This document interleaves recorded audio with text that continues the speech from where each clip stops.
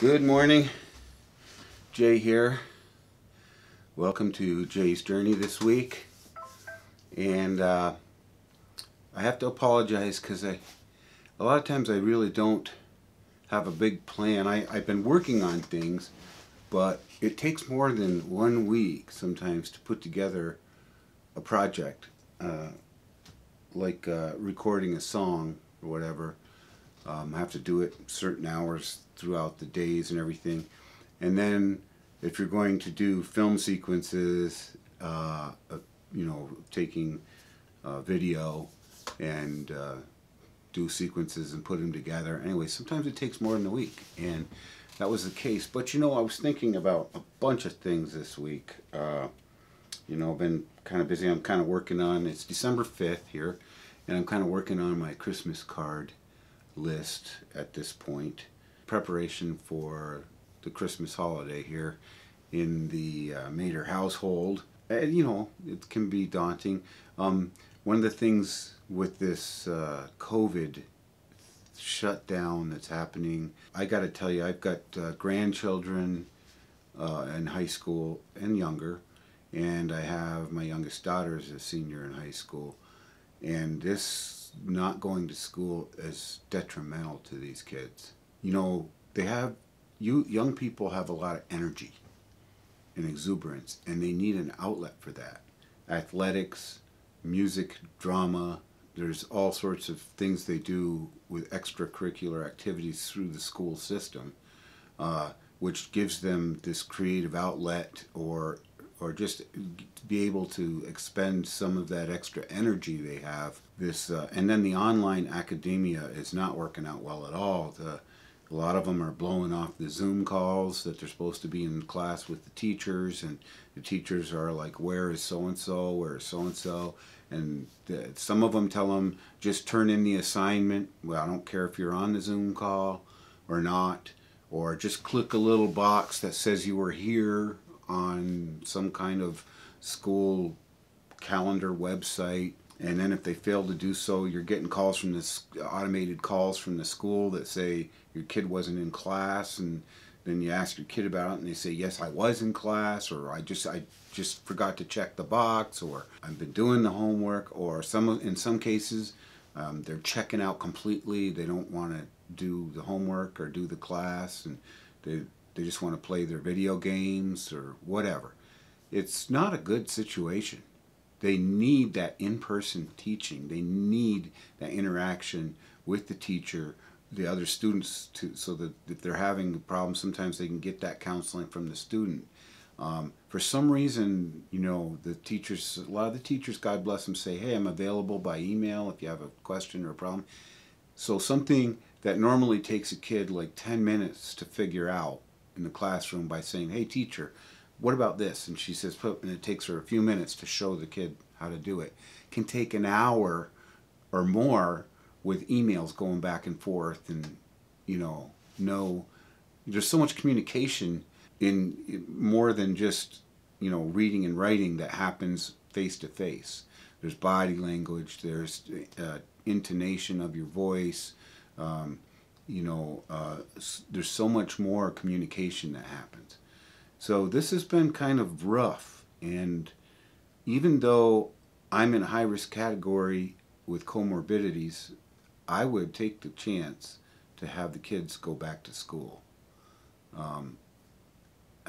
It's just, I just don't know what to say about it. They need that in-person learning.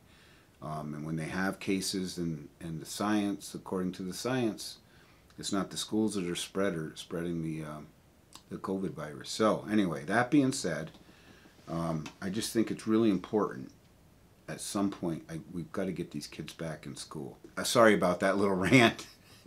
I don't know what brought that on. It's just that I'm struggling. I guess I'm struggling with my child, I see my grandchildren and their parents, my other kids, struggling with their kids over this whole remote learning thing. And it's not good. It's not a good thing. But I just working in my office this morning, I was thinking about what I really miss right now with this whole shutdown is playing, once a week I'd get together with the senior discounts and we'd go do open mic nights, probably once every other every 6 weeks, every 4 weeks, we'd do a little performance somewhere. And we haven't been able to be doing that because of all of this virus stuff.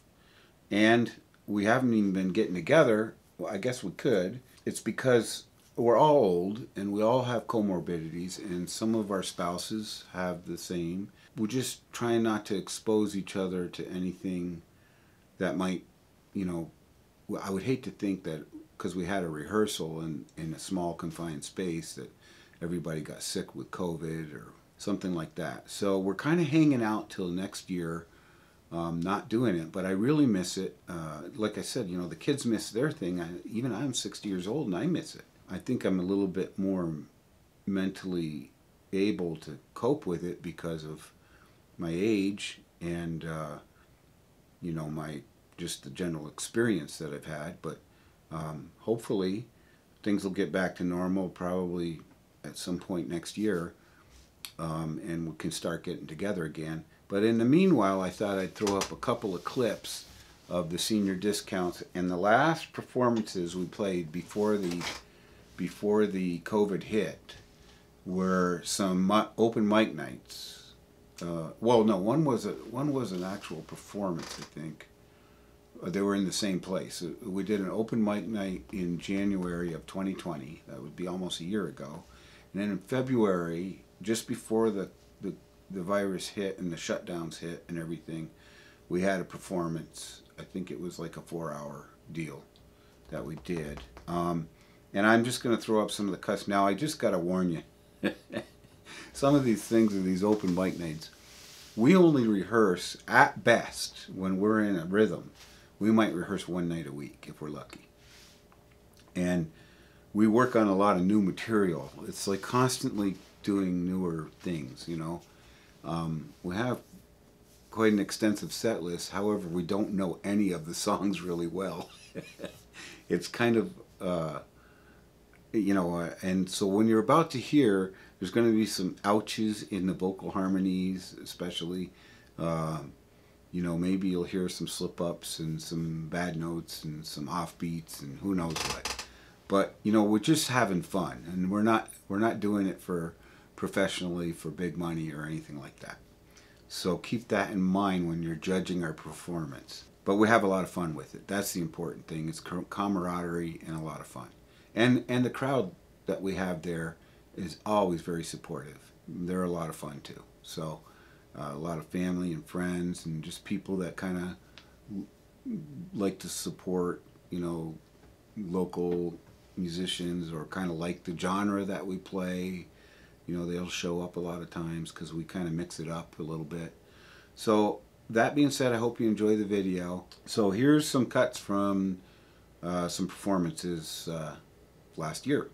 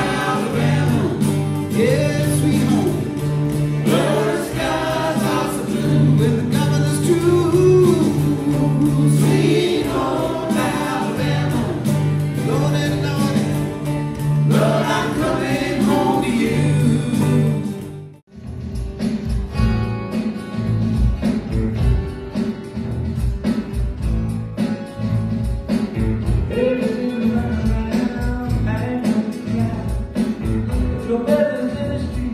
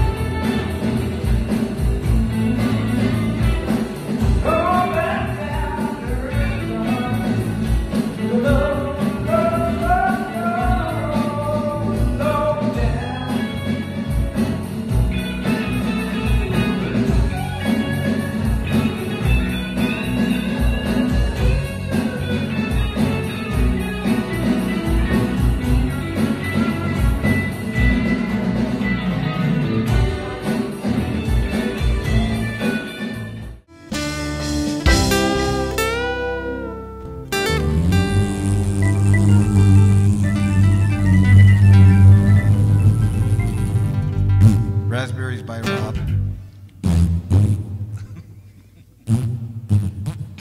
That's some embouchure there. That one Was went the up my jambalaya? back. Was it the jambalaya? Jambalaya just went up my back, That dude's Mama. got some control. It's coming out the back of your hat. Better get the mop, Mama. And the bucket, too.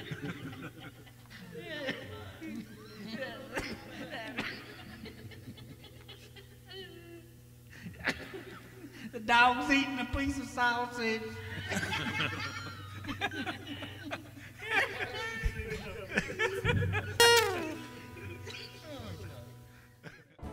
Well, thanks for watching that, and I hope you enjoyed it. Like I said, there's some ouch moments in there, but you guys have a great week, and I'll try to post something next week that is a little bit more entertaining maybe. God bless you all. Stay safe. Jay out.